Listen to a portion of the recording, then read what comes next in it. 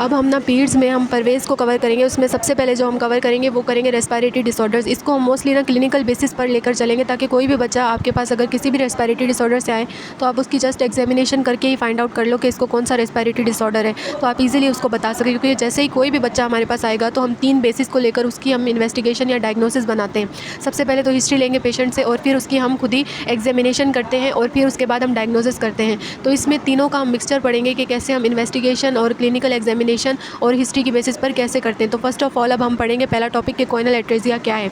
अब first of all ये पता होना चाहिए कि कोइना होता क्या है। कोइना क्या होता है, ये ओपनिंग होती है पोस्टीरियर जो होता है ना नेज़ल कैविटी के, ये प्रेजेंट होती हैं ओपनिंग्स, जिनको हम बोलते हैं कोइना, जो हेल्प करती है हमारी कम्युनिकेट करने में नेज़ल कैविटी को नेज़ोफेरिंक्स के साथ, ताकि एयर जो है वो इजीली प्रोपेगेट कर सके नेज़ल कैविटी से हमारे लंग्स में। इसलिए ये ओपनिंग हमारे पास प्रेजेंट होती हैं। अब क्या हो जो डेवलपमेंटली ये ओपनिंग ही ना प्रेजेंट हो, जिसको हम बोलते हैं कोइनल एट्रेसिया। एट्रेसिया का मतलब है कि कंजेनाइटली ही रीकैनलाइजेशन नहीं हुई, क्योंकि नॉर्मली पहले क्या होता है जब बच्चा पैदा नहीं होता जितनी भी ओपनिंग्स जो होती है ना वो बंद होती हैं उनकी, फिर बाद में क्या होती है ओपनिंग खुलती है, जिसको हम बोलते हैं रीकैनलाइजेशन। भले स्टमक हो या भले दूसरी भी बोनी, जितनी भी ओपनिंग्स होती हैं वो पहले बंद होती हैं, फिर उसकी जो फीटल लाइफ में ही उनकी ओपनिंग बनती है, जिसको हम बोलते हैं रीकैनलाइजेशन, मतलब कि दोबारा जो ओपनिंग की फॉर्मेशन बनना। तो जब अगर फेलियर टू रीकैनलाइजेशन हो जाए तो इसको हम बोलते हैं कोइनल एट्रेसिया। अब कोइनल एट्रेसिया में क्या होता है कि ये यूनिलेटरल भी हो सकता है और बायलेटरल भी हो सकता है between nose and the pharynx, मतलब कि नेज़ोफेरिंग्स और ये नेज़ल कैविटी के ओपनिंग जो है ये आइदर ये एक ही ब्लॉक होगी, आइदर बायलेटरली ही ब्लॉक करेगी। मोस्टली यहाँ पर क्या होता है ब्लॉक होती है बोनी सेप्टम से 90% ऑफ द केसेस में, लेकिन ये मेम्ब्रेन कवरिंग भी होती है 10% केसेस में, लेकिन मोस्टली क्या होती है बोनी। अब 7000 बच्चों में से सिर्फ एक को ही होती है, मतलब कि इतनी ज़्यादा कॉमन नहीं है ये। अब ये मोस्ट कॉमन जो केसेस जो होते हैं कॉम्बिनेशन होते हैं बोनी और मेम्ब्रेनस एट्रेसिया, मतलब कि दोनों मिक्सचर प्रेजेंट होता है बोनी और मेम्ब्रेनस का। अब ये बच्चों में ज़्यादातर अल्लाह ताला ने भी बच्चों के साथ ये देखो अच्छा काम किया है कि अगर होगा तो भी मतलब क्या होगा यूनिलेटरल ही होगा बच्चों को, ज़्यादातर जो बायलेटरल है वो इतना ज़्यादा कॉमन नहीं है। फीमेल टू मेल रेशो जो होता है वो 2:1, मतलब कि ज़्यादा जो होगा वो फीमेल्स में कॉमन होता है कोइनल एट्रेसिया।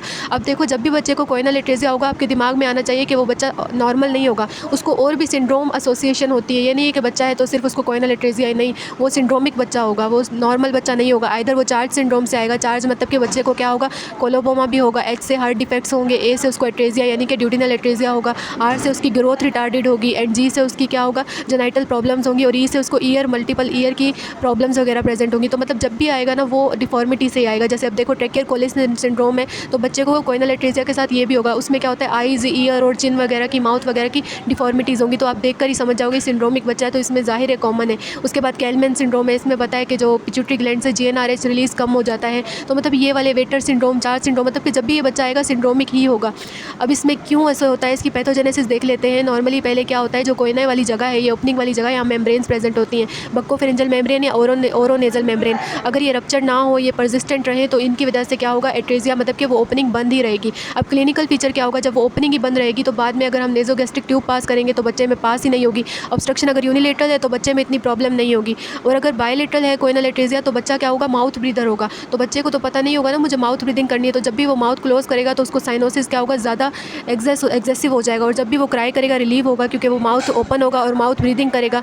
और ये जो साइकिल ऑफ साइनोसिस है ना ये रिपीट होता रहेगा। सही है, बच्चा कभी जब भी क्लोज करेगा माउथ तो माँ बताएगी साइनोस हो जाता है, और उसके अलावा जब भी एनजी ट्यूब पास करेंगे तो एनजी ट्यूब उसकी पास ही नहीं होगी, और उसके अलावा माँ जब भी उसको कुछ मतलब कि फीड करने की कोशिश करेगी तो वो क्या होगा साइनोस्ड हो जाएगा, फीड नहीं कर पाएगा, क्योंकि जब भी वो मुंह को बंद करेगा तो उसके बाद क्या होगा उसका साइनोसिस क्या होगा इंक्रीज़ हो जाएगा। अब डायग्नोज कैसे करेंगे, देखो पहले तो डायग्नोज ये होगा कि एनजी ट्यूब ही नहीं पास होगी बच्चे की, और वो जब भी, और दूसरा कैसे डायग्नोज करेंगे, दूसरा हम करेंगे फाइब्रो ऑप्टिक राइनोस्कोपी। इसमें क्या होगा ये एंडोस्कोप की तरह ही होता है, नेजल कैविटी से पास करते हैं और इजीली हमें विजुअलाइजेशन हो जाती है नेजल कैविटी को। तीसरा हम सिटी स्कैन से देख लेते हैं प्रॉपर, क्योंकि बोनी या मेम्ब्रेनस हमें कवरिंग दिख जाएगी जो कि नेजल कैविटी को क्लोज कर रही होगी। अब मैनेजमेंट कैसे करेंगे, देखो आपके पास बच्चा आया है वो साइनोसिस है, बिल्कुल एपनिक बच्चा, साइनोस्ड बच्चा आया है, और मतलब कि वो जब भी रो रहा है उसकी तबीयत सही हो रही है, तो सबसे पहले हम क्या करेंगे, हम बोलेंगे कि हमें पता नहीं है कि उसको यही है कोइनल एट्रेसिया, तो हम ना मतलब कि उसके अंदर नेजल एयरवे पास करने की कोशिश करेंगे, पास ही नहीं होगा, हम समझ जाएंगे इसको है कोइनल एट्रेसिया, तो हम ओरल एयरवे पास करेंगे। ओरल एयरवे पास करके बच्चे को ओपन पोजीशन, उसकी माउथ की ओपनिंग पोजीशन में ही रख देंगे। अगर हमें नीड होगी एंडोट्रेकियल इंट्यूबेशन की तो एंडोट्रेकियल इंट्यूबेशन करेंगे, मोस्टली बायलेटरल कोइनल एट्रेसिया में करते हैं। और अगर बच्चे को कोई और मेडिकल प्रॉब्लम नहीं होगी तो फिर हम क्या करेंगे उसको सर्जिकल ट्रीट कर देंगे।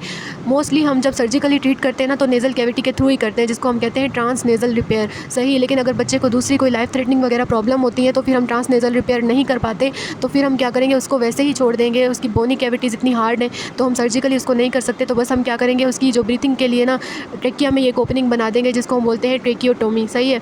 और कई कभार ऐसे होता है कि अगर यूनिलेटरल या बायलेटरल केसेस में रीस्टिनोसिस हो जाती है, मतलब कि दोबारा से ही वहाँ पर नैरोइंग हो जाती है, तो इसको कम करने के लिए हम देते हैं माइटोमाइसिन सी। नॉर्मली ये माइटोमाइसिन सी क्या है, ये कीमोथेरेपेटिक ड्रग होती है, मतलब कैंसर में देते हैं ताकि ना जो नए सेल्स हैं ना वो ग्रो ना कर पाएँ। लेकिन इसमें हम इसलिए दे रहे हैं कि वहाँ पर जो न्यू सेल्स है वो ग्रो ना करें, कोई भी स्टिनोसिस या स्कार ज़्यादा फॉर्मेशन इतनी ज़्यादा ना हो कि बच्चे को दोबारा नैरोइंग हो, तो इसलिए हम माइटोमाइसिन सी देते हैं। अब दोबारा से हम केस देख लेते हैं कि देखो बच्चा आया है, उसको episode of cyanosis and apnoea है और वो वर्स होती है जब भी उसको फीड करवा रहे हैं, और जब वो क्राई कराए तो सही हो रहा है और फीडिंग ट्यूब पास नहीं हो रही। तो ये एक केस है कोएनल एट्रेसिया का, जो हम देखें क्लिनिकली ही बच्चे में डायग्नोज कर लेंगे।